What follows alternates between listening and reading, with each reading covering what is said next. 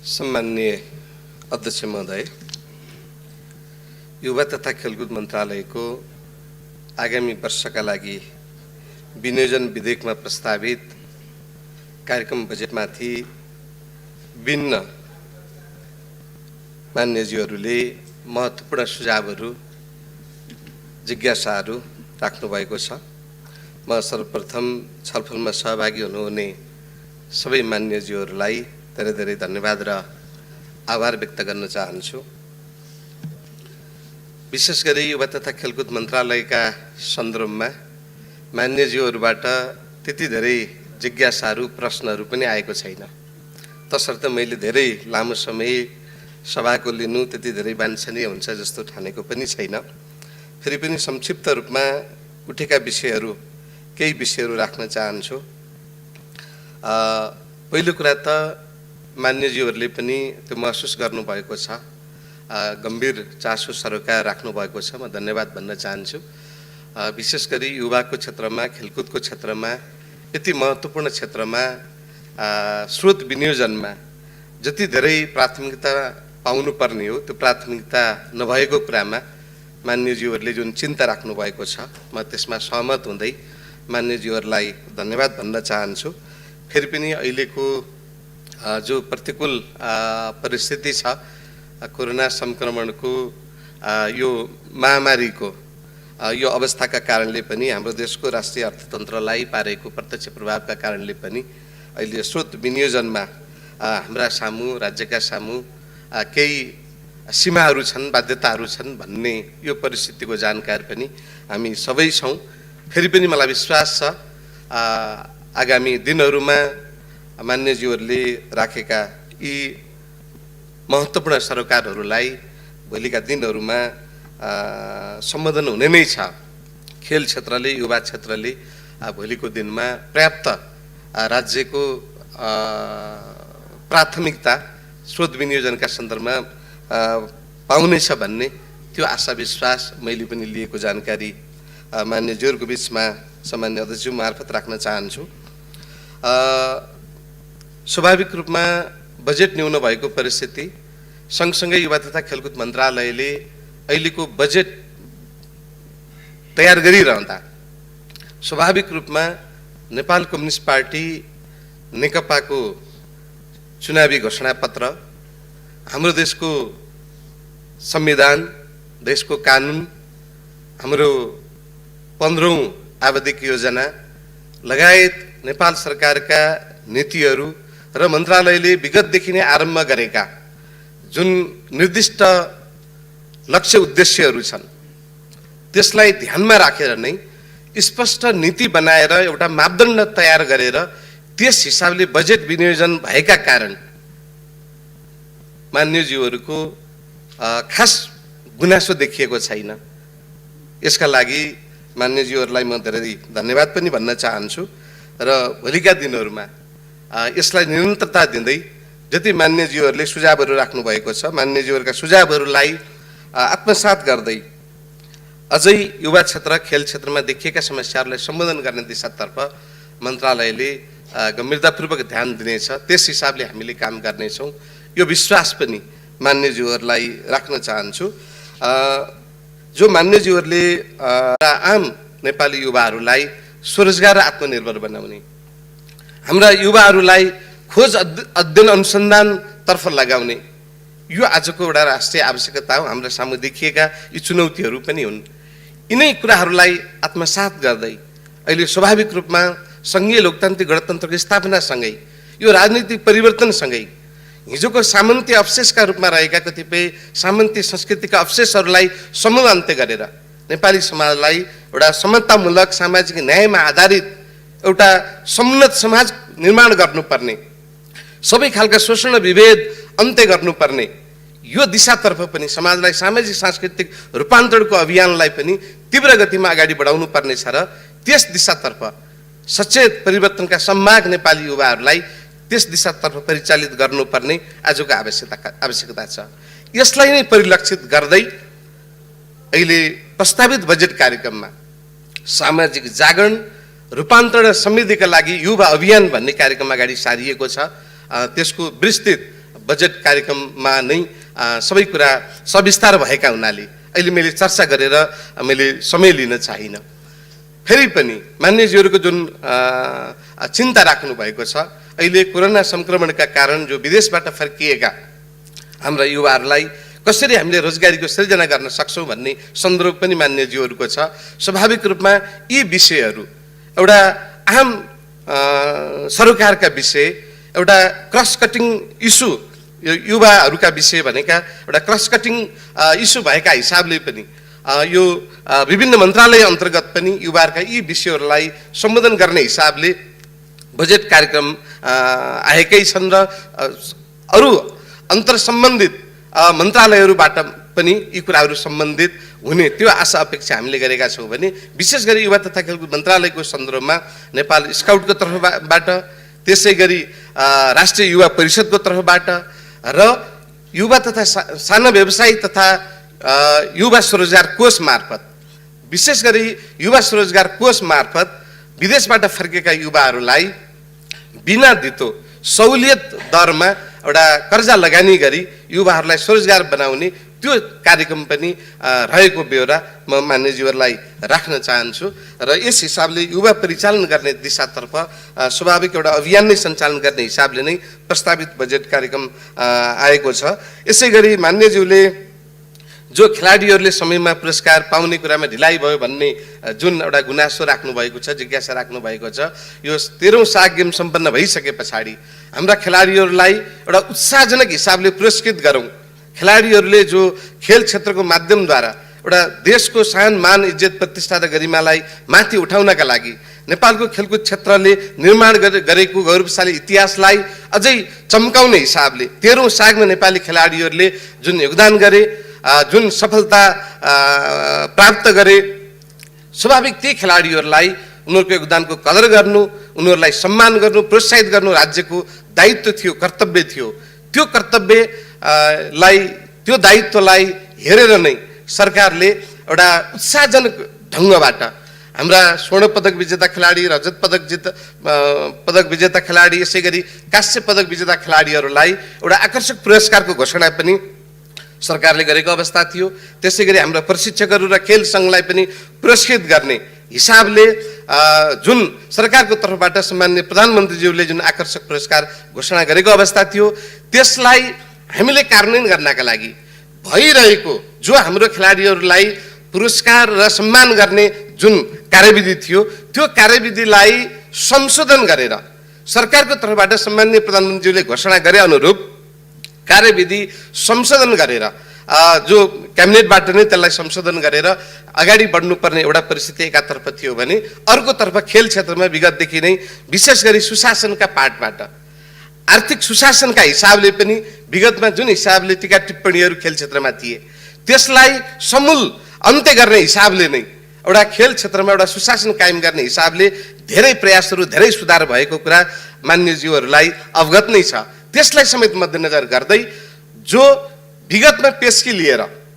Pesky फरसोड नभएका बाँकी रहेका खेलाडी, प्रशिक्षक र खेल सङ्घहरूको पेस्की फरसोड नभएसम्म हामीले त्यो पुरस्कारको रकम उपलब्ध गराउन नसकिने त्यो कार्यविधिमा व्यवस्था रहेको थियो। त्यो सुशासनका हिसाबले त्यो जरुरी थियो, त्यस हिसाबले कार्यविधि बनेको थियो।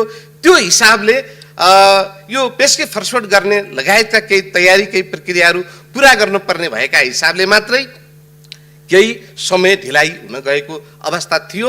तथापि यो कोरोना संक्रमणको लकडाउनको परिस्थितिमा पनि जुन छिटोभन्दा छिटो खेलाडीहरूलाई पुरस्कारको रकम दिनुपर्ने जुन एउटा अभिभारा थियो, त्यसलाई लकडाउनको परिस्थितिमा पनि त्यसलाई तीव्रताका साथ खेलाडीहरूलाई पुरस्कार दिने काम, हाम्रा प्रशिक्षकहरूलाई पुरस्कार दिने काम त्यो सम्पन्न भइसकेको बेहोरा पनि मान्यज्यूहरूलाई जानकारी गराउन चाहन्छु।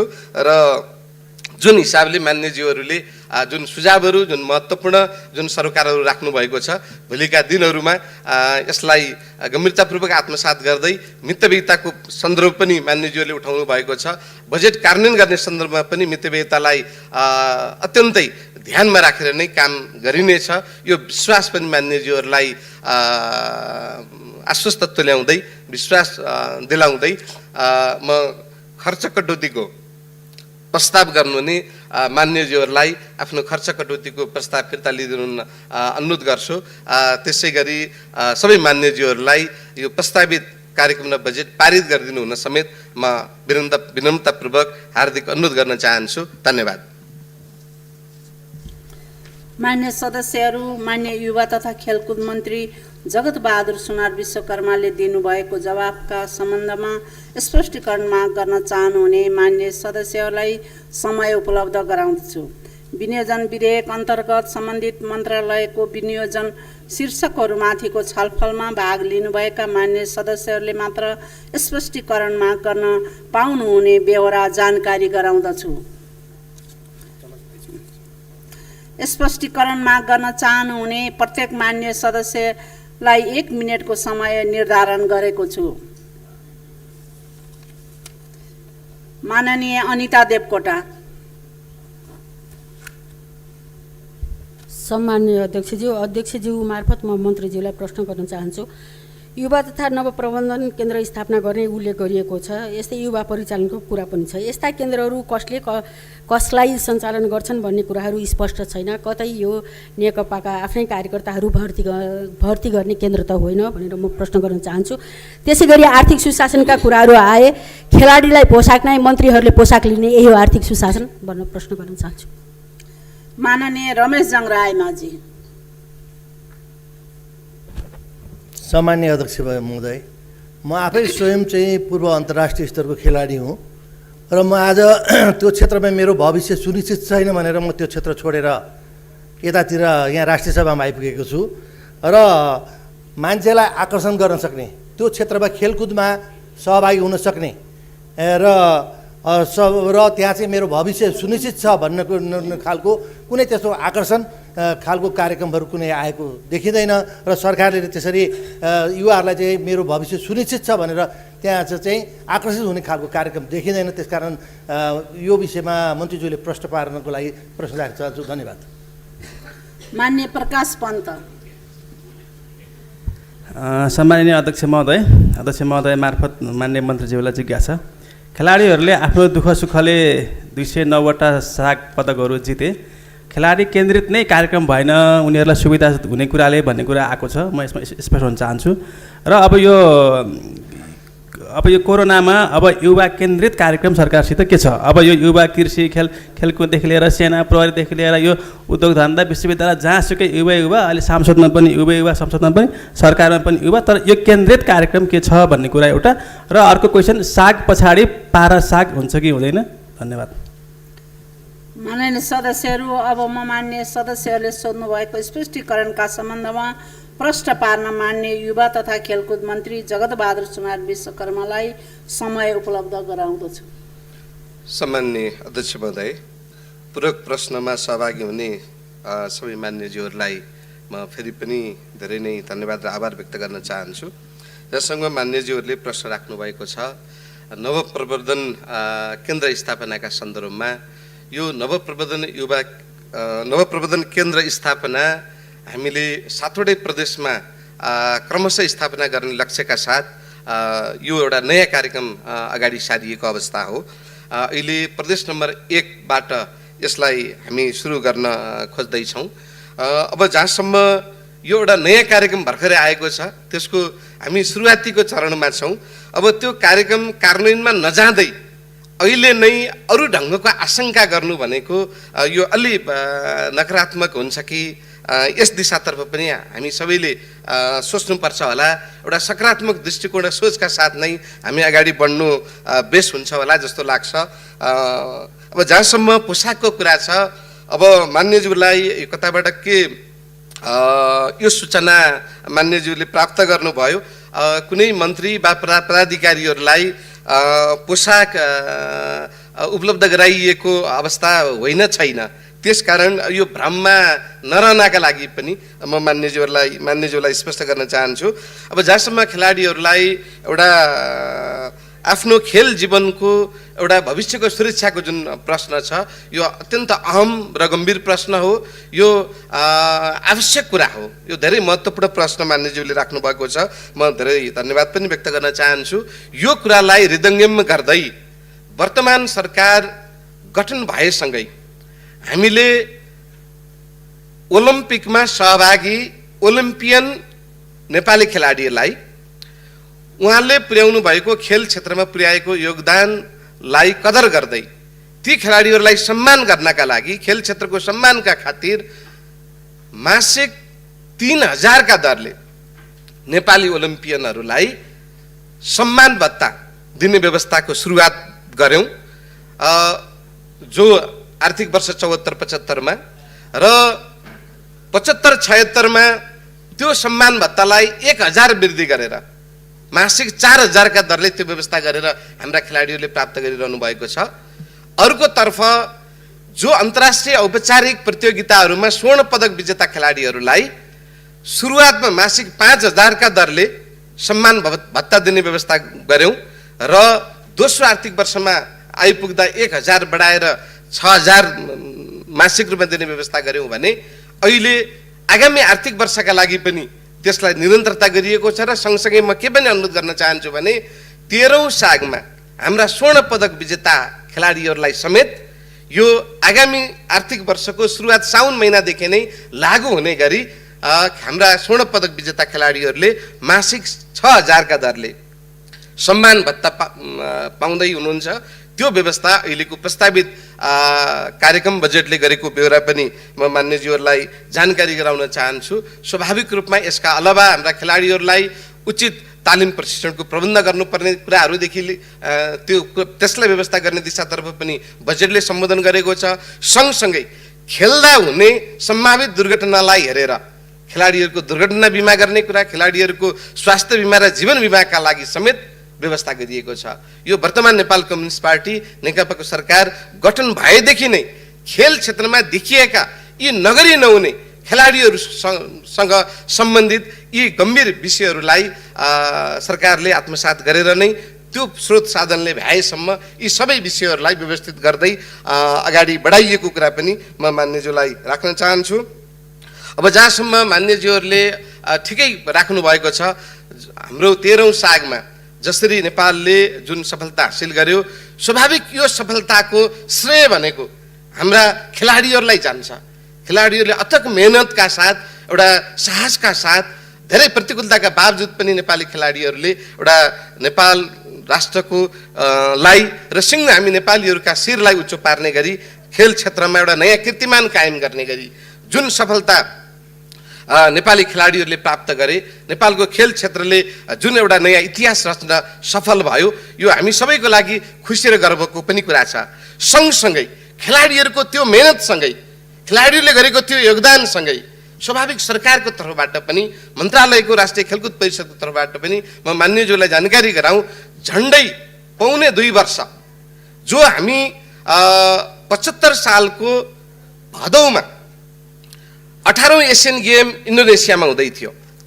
18औं इन्डोनेसियामा भएको त्यो एसियन गेमको तयारीलाई समेत हामीले 13औं सागसँग जोडेर त्यसलाई एउटा रणनीतिक तयारीको रूपमा, 13औं सागको रणनीतिक तयारीको रूपमा नै जोडेर हाम्रा खेलाडीहरूलाई निरन्तर रूपमा हामीले क्लोज क्याम्पमा राखेर उपयुक्त तालिम प्रशिक्षण दिने, हाम्रा खेलाडीहरूलाई वैदेशिक ट्रेनिङको लागि चाहिँ विदेश पठाउने, जो इतिहासमै पहिलो पटक खेलाडीहरूलाई सुरुवातमा हामीले दिनको 1400 का हिसाबले हामीले दैनिक भत्ताको व्यवस्था गर्यौं।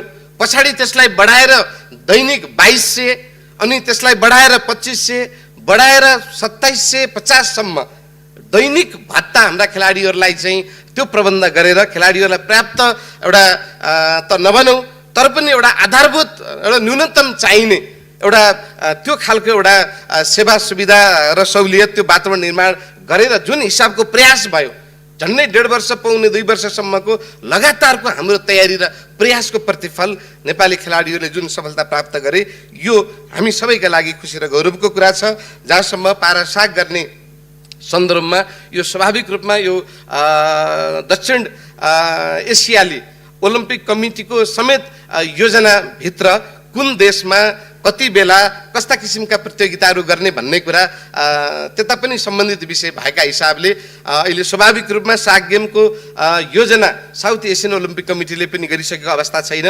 स्वाभाविक रूपमा भोलिका दिनमा पारा साग नेपालमा आयोजना गर्ने दिशातर्फ पनि हामीले सकारात्मक भएर यो विषयलाई पनि सोच्नुपर्ने त्यो हाम्रो आवश्यकताकै कुरा हो। मान्यज्यूले यसमा ध्यान आकर्षण गर्नुभएको छ। मान्यज्यूलाई धेरै धन्यवाद व्यक्त गर्दै मेरा आफ्ना जिज्ञासाका मान्यज्यूका जिज्ञासाहरूप्रतिका मेरा भनाइहरू यहीँ टुङ्ग्याउन अनुमति चाहन्छु। धन्यवाद।